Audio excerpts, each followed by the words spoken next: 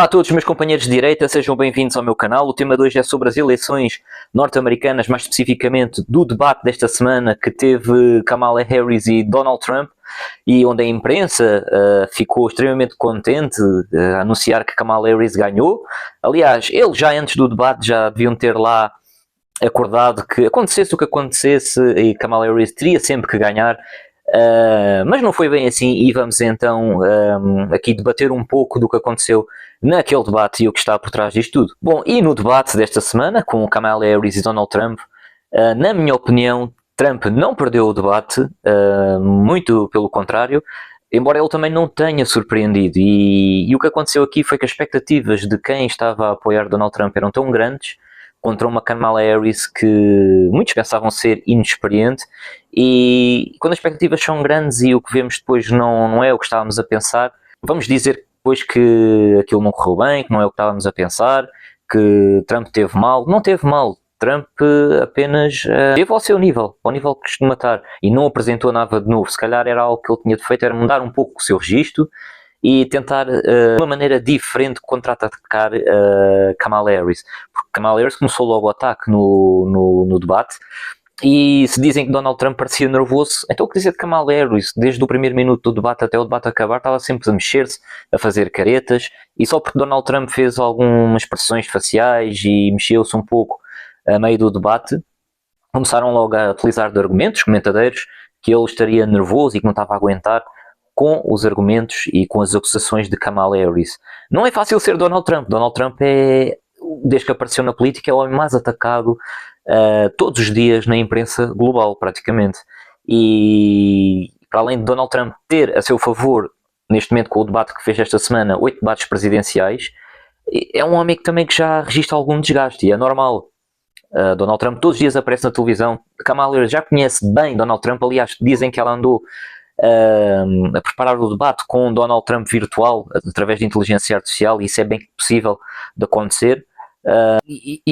E não só a Kamala Harris utilizando todos os registros que já existem de Donald Trump de vários debates e também assessorada por especialistas nesta área, não seria também muito difícil para Kamala Harris de aguentar o debate com Trump. Só que todos estavam à espera de mais de Trump, e Kamala Harris tem a vantagem de ser novata neste tipo de assuntos. Se calhar, se Kamala ganhar e numas próximas eleições ir a debates, se calhar já vai ser mais previsível, e talvez um candidato de direita, neste caso um candidato republicano, consiga desmascarar Kamala Harris. Kamala Harris não tem muita coisa a favor. Bem sabemos que ela tem a vantagem de ser levada ao colo pelos os mídia globalistas, pois ela é a personificação da agenda globalista, progressista e woke, e ela ganha muito com isso. E Kamala Harris não tem, diz que vai fazer tudo e mais alguma coisa, e porque é que ela não faz já como vice de Joe Biden, por exemplo?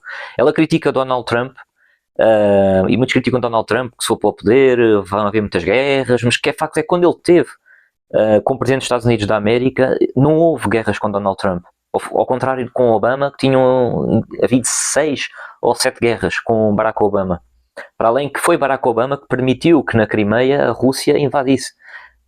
E hoje ele está muito arrependido, isto é público, é só pesquisarem, a dizer que se soubesse que eram mesmo os russos que tinham entrado na Crimeia e que a população da Crimeia não era a favor da Rússia, que ele tinha intervido, mas não interviu, ignorou os próprios ucranianos e deu origem ao que deu, à invasão da Ucrânia, coisa que Kamala Harris teve quando a Rússia estava a colocar tropas na fronteira com a Ucrânia, e havia aquele enigma, será que a Rússia vai mesmo atacar ou não? E Kamala Harris, 3 dias antes da invasão da Ucrânia, esteve lá para negociar a paz, e 3 dias depois começou a guerra da Ucrânia. Por isso a diplomacia de Kamala Harris não é assim tão boa. E que é fato é que Donald Trump não fez guerras, conseguiu um grande acordo de paz no Médio Oriente, conseguiu pôr Kim Jong-un da Coreia do Norte no seu lugar, e logo a seguir, quando veio Biden, vimos aquela retirada das tropas americanas do Afeganistão que foi desastrosa, e que deu lugar aos talibã hoje a oprimirem as mulheres, e um caos no Afeganistão e nas outras regiões também ali à volta.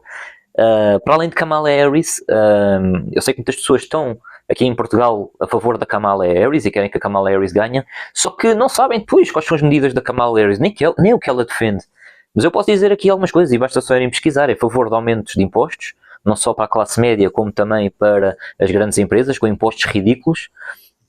Kamala Harris vai continuar com a agenda progressista, com censura nas redes sociais, que ela já mostrou abertura, por exemplo, para tentar condicionar, entre aspas, o Twitter, o X do Elon Musk, que é o que já está a ser feito, por exemplo, a Inglaterra, quando entrou o Keir Starmer, o primeiro-ministro inglês, começou a censurar logo as redes sociais por causa daquela questão dos protestos da imigração. Kamala Harris também tende a desfinanciar as polícias, por exemplo.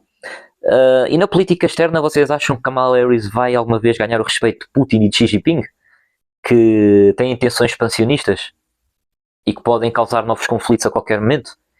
Não metem. Enquanto Trump pode ser imprevisível, mas estes líderes o respeitam. E depois dizem, se Trump tenta ir para a mesa de negociações com eles, ou seja, não fazer frente a eles à parte da diplomacia sem guerra, vão dizer que ele é amigo deles.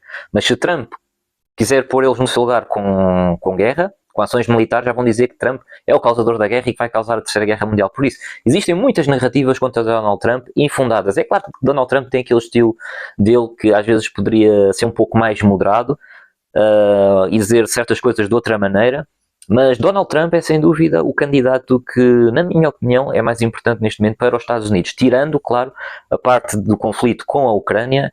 Pois não sabemos se Donald Trump, não sabemos qual é o plano de paz que ele diz ter para a Ucrânia, e isso é um pouco desconfortável para qualquer pessoa que se preocupa com este conflito, principalmente nós europeus também. E se para Donald Trump a solução é dar os 20% de território ucraniano que está sob a ocupação russa aos russos e não apoiar a Ucrânia financeiramente e militarmente, isso é muito mau, e Trump seguramente pode perder as eleições facilmente assim para Kamala Harris. Isso, mesmo que ele ganhe e execute esse plano, eu ficaria também muito desagradado, pois essas medidas não são as melhores medidas para a Ucrânia e para a estabilidade e paz no mundo. Mas de resto, Donald Trump é a favor das empresas, a favor das famílias, a favor dos valores da família, contra o progressismo e a ideologia woke que têm causado a decadência no Ocidente e os problemas que temos estado a ver. É a favor dos americanos, não das minorias. As minorias temos de preocupar com elas, mas a maioria é quem normalmente deve ter o privilégio das políticas, e hoje em dia quer-se governar para as minorias, e as minorias é que são as privilegiadas. Onde é que isto já se viu?